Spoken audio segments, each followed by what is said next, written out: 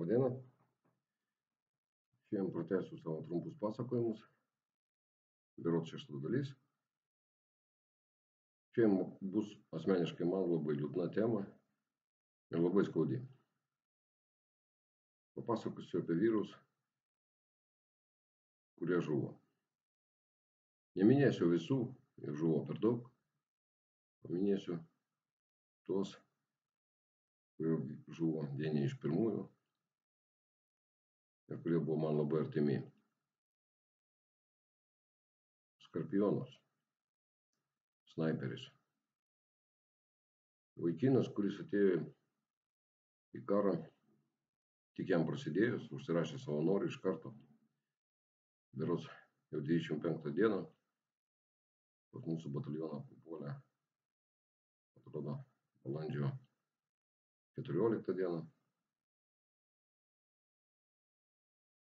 Jis buvo tylus, ramus, labai retai kalbėdavo. Mes beveik nebendravom su juo, nes jis nekalbėdavo. Jis tiesiog klausydavo, vykdė tai, kas jam būdavo nurodyta. Per snaiperių mokymus jis buvo pirmas, baigė kursą snaiperių. Aš jį imdavau su savim pastoviai į šaudyklą, kad jisai padėtų man organizuoti šaudymus. Jis buvo tikras kareivis, tikras ukrainietis, kaip minėjau, šaukinys Skorpion. Kaip jis žuvo, aš tiksliai net nežinau, manęs nebuvo tada. Buvo vasara, karšta. Jisai žuvo apšaudymo metu, atskrido skeveldra ir vyro neliko. Kodėl aš paminėjau jį būtent pirmą?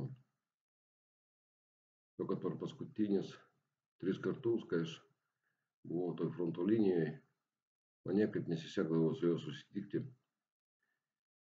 Tai jisai fronte, tai aš grįžtu iš fronto.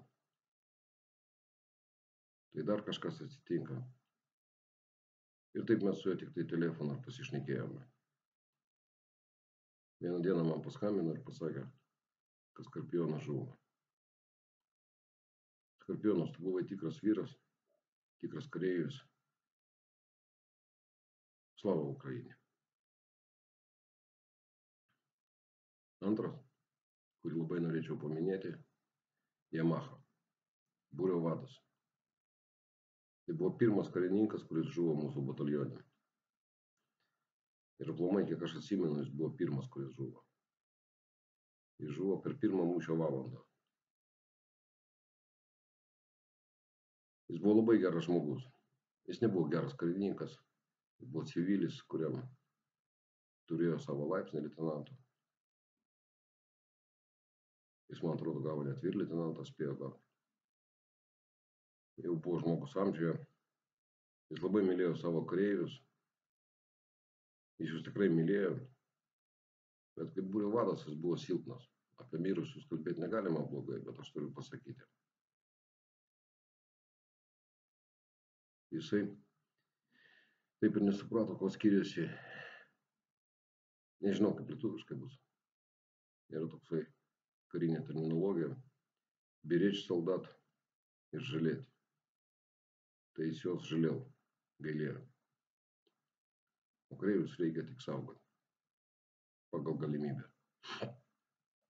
Yamaha žuvo 1 valandą, irgi nuo apšaudėme, nuo skeveldros, kai atlikinėjo tai, ką reikėjo pavesti eiliniam kareiviui, nes jo žūtis labai smarkiai traumavo ir jo būrį, ir visą kuopą. Ir visiems reikėjo pradėti vadam pastangų, kad kuopa nepasitrauktų iš pozicijų. Yamaha, tu buvai geras žmogus. Slava gerojam. Vovka. Jis net šaukinio neturėjo. Jis buvo policininkas iki karo. Kai prasidėjo karas, jis išėjo iš darbo. Užsirašė į kariuomenę. Jis buvo 1 baterijos minosvaidžių vadas. Jis žuvo Per antrą savaitę, kai mūsų batalionas buvo fronte, jis žuvo taip ir nepadaręs nei vieno šūvio su savo baterija. Jau užvažiavom prieš tankinės minos, jis žuvo ne vienas. Su juo žuvo dar vienas karininkas, 3 kareiviai buvo sunkiai sužeisti. Bet Vovka, kuris nieko nesuprato artilerijai, per 2 mėnesius išmoko beveik viską. Jį mylėjo kareiviai, jisai buvo geras karininkas. Ir jeigu ne ta kvaila prieštankinė mina, kurią pastatė diversantai, nes jos prieš tai ten nebuvo, jisai būtų daug nuveikęs. Vovka, slava herojam. Metysas, dar vienas policininkas mūsų batalione, žvalgų būrio vadas. Mes su juo gana gerai draugavom, aš dirbau daug su žvalgais. Jis buvo panašaus su mano charakterį. Darydavo tai, kas skaitė reikalinga, už tai gaudavo daug velnių, bet buvo drąsus vyras. Būrys ėjo už jį visą laiką. Taip gavosi, kad jį pervedė iš mūsų bataliono į kitą. Ir vėlgi, apšaudymo metu jisai žuvo nuo skeveldros. Metys, tu buvai tikras vyras, tikras kareivis, drąsus žmogus. Slava herojam. Rudai, mano mokinys, 1 kuopa mūsų bataliono. Jis ilgai kariavo. Jis buvo pavyzdys kitiem. Kareivis, seržantas, būrio vadas. Jis daug padarė ir jisai žuvo. Tai labai buvo man sunki netektis. Baraiga, kai aš sužinojau, kad jisai žuvo, mane ištiko šokas. Nes ant to žmogaus laikėsi visa kuopa. Jis buvo būrio vadas. Tai buvo dvasia, kuopos dvasia. Jo netektis labai daugam išmušė kėdę. Žemė nusisuko nuo visų. Niekas negalėjo patikėti, kad Baraiga galės žūti. Jis tikras kareivis. Baraiga, slava herojam. Bėlai, dar vienas snaiperis. Žuvo 1 dieną, naktį. Ir drono ataka. Rusiškas vogas pataikė jam tiesiai į galvą. Jis bandė dar numušti tą su savo snaiperiniu šautuvu tą droną, bet nespėjo. Jisai žuvo. Bėlai, slava herojam. Rudai. Rudai, Bėlai, Skorpion, Vovka, Metys. Jų buvo dar labai daug.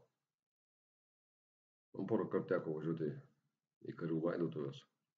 Patikėkite, tai yra vienas iš blogiausių darbų štabo karininko.